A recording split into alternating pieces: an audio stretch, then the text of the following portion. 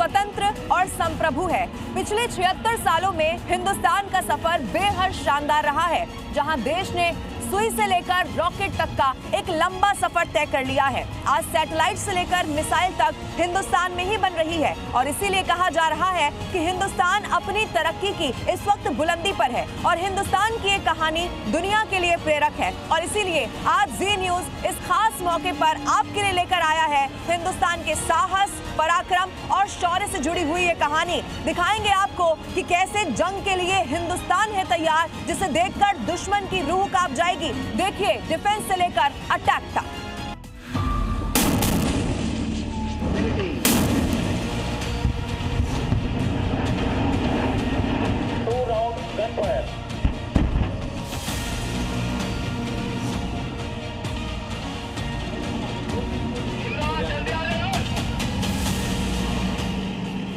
America, रूस और चीन के बाद दुनिया की बड़ी सेना से टकराने का मतलब है चूर चूर हो जाना।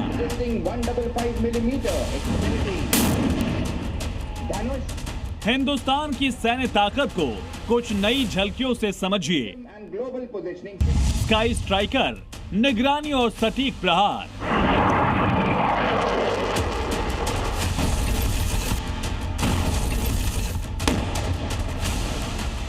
स्काई स्ट्राइकर वो हथियार है जो आधुनिक युद्ध क्षेत्र में खुफिया निगरानी और सटीक प्रहार को एक ही प्लेटफॉर्म में एकीकृत करता है।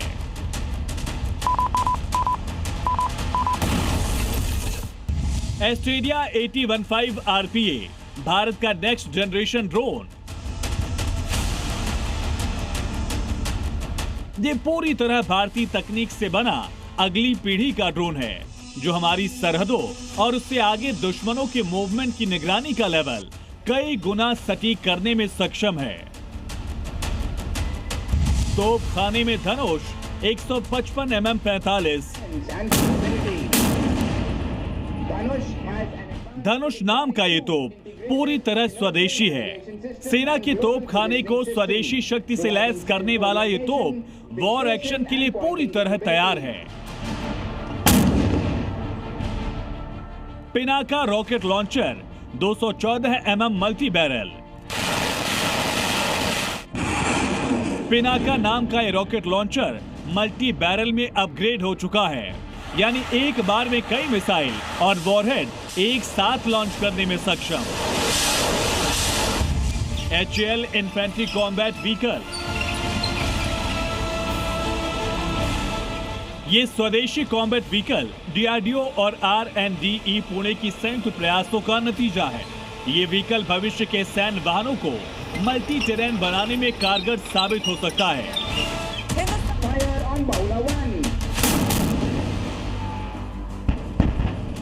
आपने टीवी स्क्रीन पर जिस तोप को करगिल के सरहदी इलाकों में तहलका मचाते देखा, वो बोफोर्स तोप है।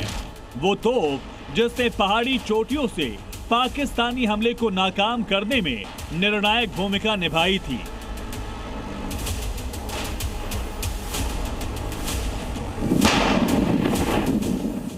अब उसी बोफोर्स तोप का एडवांस वर्जन देखिए।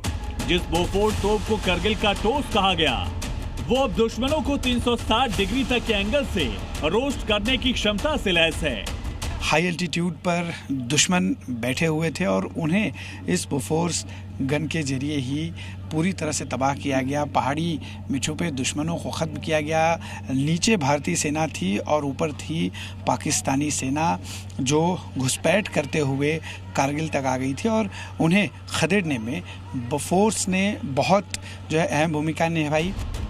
बोफोर्स ऑफिसर का पूरा अपग्रेडेशन देसी तकनीक से किया गया है। उसी तरह 155 mm के मुंह वाला K9 वज्र तोप है। अत्याधुनिक तोप तकनीक से लैस वज्र को जब नासिक में फायरिंग अभ्यास के लिए ले आया गया तो तमाम एक्सपर्ट देखते ही रह गए। 39 किलोमीटर दूर तक मार करने वाला ये वज्र सीधे निशाने से लेकर ऊंचाई पर बने दुश्मन के ठिकानों को ध्वस्त कर सकता है। मेरे पीछे जो आप देख रहे हैं ये आर्टिलरी की K9 वज्रा गन है, जो किसी भी टेरेन पर जाकर दुश्मनों को पूरी तरह से नेस्तनाबूद कर सकती है। आपको बता दें कि इसकी जो मारक क्षमता है वो 18 किलोमीटर से लेकर 40 किलोमीटर के बीच में है। ये -2 डिग्री से लेकर 70 डिग्री तक जो है वो एलिवेट हो सकता है और करीब 360 डिग्री ये घूमकर दुश्मनों को पूरी तरह से खत्म कर सकता है।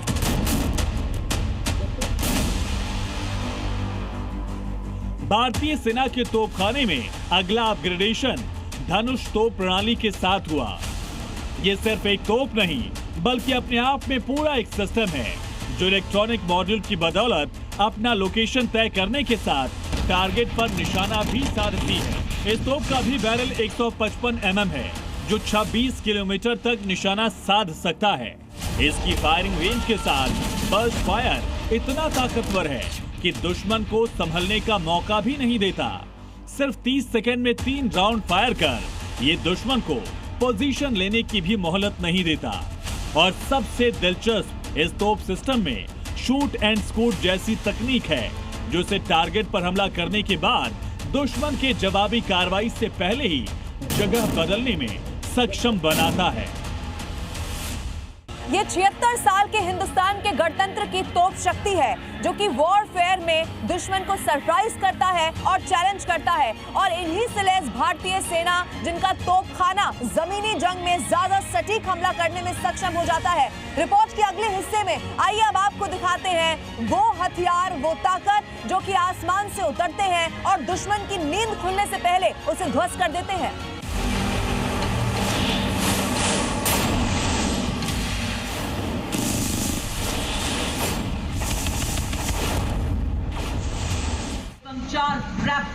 भारत की स्वदेशी एंटी शिप मिसाइल का नाम है LRASHM। भारतीय नौसेना की ताकत को नए स्तर पर ले जाने वाली ये मिसाइल समंदर में दुश्मन का काल बनने वाली है। इस एंटी शिप मिसाइल को DRDO ने विकसित किया जिसकी रेंज 1500 किलोमीटर से अधिक है। यानी भारत के किसी नौसेना बेस से इसे दागा जाए तो पूरे हिंद और अरब सागर में दुश्मन के युद्धपोत को तबाह कर सकती है। इस मिसाइल की खासियत ये है कि दुश्मन के डिफेंस सिस्टम के दायरे में आए बिना ही ये हमला कर सकती है। नौसेना इसे सुरक्षित दूरी से लॉन्च कर सकती है और बड़े युद्धपोतों को सटीक निशाना बना सकती है। ये सी स्किमिंग तकनीक से लैस है, यानी ये समुद्री सतह से थोड़ी ही ऊंचाई पर उड़ान भरती है जिससे दुश्मन के रेडार की पकड़ में नहीं आती।